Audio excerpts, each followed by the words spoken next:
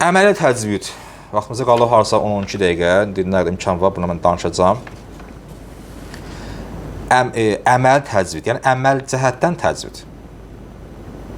Quran-ı Kərimimizin vəhyi olunmaqlığı ki, bu vəhy ilə ortaya çıxıb və baxın, var məntuq, var məfhum. Biz bunu keçmişik, əgər zihninizə gəlirsə, biz bu ifadələr çox məntiqli münasibətdir. Məntuq, məfhum. Sən nə deyilir və sən nə anlayırsan? Danışılan, anlaşılan. Yaxşı, danışılan, anlaşılan. Biz bunu oxumuşduq. Demişik, məntiqdə də var. Amma biz bu keçən oxuduq. Əhkam müəllimi bizə kursu vardı. Keçən ildə kim oxudu bəxtəvər başlarına, xoş hallarına. Orada məsələn oxumuşduq. Yəni, tərəf sən, o da məntuq. Mən sənlə nitq söyləyirəm. De var, məfhum. Sən nə anlayırsan? Mümkün səhv anlayasan, yarımçıq anlayasan. Səhv anlayanda hər hansı bir şey gəl tərəfdən soruşasan. Biz bilirik ki, belə Quran-ı Kərimin ləhzləri vəhyanidir. Ki, Peyğəmbərə kəlmə formasında, danışıq formasında ona gəlmişdir və Peyğəmbərimiz onu bizə təbliğ edib. Mən demişim, bizim dərsimiz vardı Quran elmlərində. Deyir ki, Allahın dərəcəsindən Quran belə formada deyil. Çünki ora maddi aləm deyil. Bu kitab isə vərəqlər, kardon, kağız, maddi bir şey. Nədir maddi? Rəngi var, iyi var, forması var, çəkisi var. Onlar nə? Maddi. Amma o aləmin, məsələn, mən səni sevirəm. Mən sənə acığım gəlir. Mənim bədənim ağrıyır. Bunların çəkisi var. Neçə qram? Bəndirləri. Mən nə qədər çox istəyirsən? O çox istəmək axı bir mənəvi şeydir. Bu maddi şey deyil ki, o tərəf səni göstərsin. Yazığı boğul öldürür ki, mən nə qədər sevirsən, mənə göstər. Maddi olmayan bir şeyi, baxın, maddi olmayan bir şeyi maddi formada göstərmək çətin olur biraz. Niyə insana maddi göstərməliyik? Çünki insan maddidir, maddi tələb edir. Maddi bir şey, maddi olmadığı üçün, insan özü maddi olduğu üçün, maddi olan insan maddi olmayanı biraz çətin olur onu anlamağı. Məsələn, Kəbə nə üçündür? Allahın evi var. Oranın əzəməti üçündür o. Yəni, din mərkəz olaraq maddi olduğu üçün onu bir qəlbə salır. Bu formada salır ki, bax, budur. Məsələn, bizim bayrağımız. Millətçilik, vətən sevgisi, danışıq. Yaxşı, hanıdır o? Onu insan maddi olduğu üçün onu bir maddi bir şeydə axtarmaq istəyər. Məsələn, bayraq. Bu olsun, bu versə rahatlaşır. Ki, hə, mən bu artıq millətim, vətənim, qururum, sevgim, bu bayraq mənim müqəddəs. Adımdır.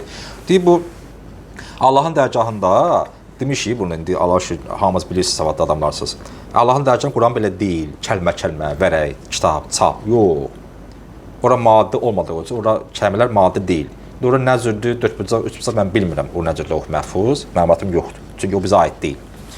İnsanlar anlasınlar deyə Allahın kəlmələri düşüb hərflər formasına.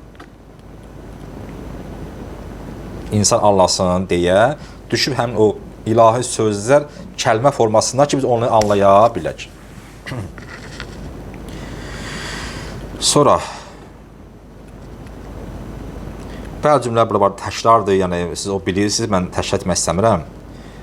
Vaxt gedər, həm də təkrarçı olmasın, amma mən miqdar istəyirəm, buradan bir şeylər sizə mən qeyd edim. Sonra danışıram, deyirəm, bu Quran kidir, məntuqdur, yəni söyləniləndir, ərəbi dilindədir. Bu deyir, çox fərqi var adi insanların sözlərindən. Bəşər sözdən bunun çox fərqi var. Bəşər sözü insanı yorar, o sözdə səhv ola bilər və orada insan bezə bilər. Amma bu Quran insanı yormur, səhv də yoxdur. İnsan oxuduqca oxumaq istəyir, bezmir. Bu kimi bunların fərqləri var. Sonra, məsələn, Quran-ı Kərimdə görürük ki, biz Quran-ı Kərimi oxuyanda orada müxtəlif qanunlarla biz asaşırıq. Məsələn, istila hərfi, istifal, təfxim, tərqiq, iqlab, lam, şükür hamız bilirik. Bunlar hamısı müəyyən bir kəlimələrin tələffüzü, dəqiq oxunuşu ünvanındadır. Bunlar onun üçündür ki, bölüblər bunları ki, bu bölümlər o üçündür ki, insan bunu hamısını rahat deyə bilsin. Qadə-qanun olmasa nə olacaq? Müəyyən bir məntəqədə qadə-qanun yoxdur. Hər hansı inanc yoxdursa, orada qanun pozulması çox asan olacaq. Deyib, bunları o üçün bir salla qadə-qanunlara ki, insan da bu hərflərin haqqını ödəsin. Məsələn, vələ zalin məddə lazımdır. 6 səs uzanmalıdır. Bu qanun o üçündürlər ki, sən vələ zalin boş baxmayasan. Hə vələ zalin. Deyir, bəyə ciddi qəbul eləyəsən deyə qadə qanuna qoyulub. Və yaxud da sən buna səhv oxumayasan ki, məna dəyişməsin. Sonra ki, Peyğəmbər dərs keçib sahabələr də tabiinlərə belə-belə ta çıxıb bu günə qədər bu dərsi gəlib çıxıb. Çünki 10 dəqiqə, mən görüm neçə dəqiqə bu mən bitirəcəm, az qalıb. Üçün asan dərsliklərdə də. Sonra İslam Peyğəmbərinin vəfatından sonra sahabə həmin o üslub ki var idi. Peyğəmbərdən dərs almışlar, onu öyrənmişlər. Onu da o formada onu dərs keçdilər tabiinlərə. Yəni Peyğəmbəri görməyən, amma Peyğəmbər qəbul edən möminlərə.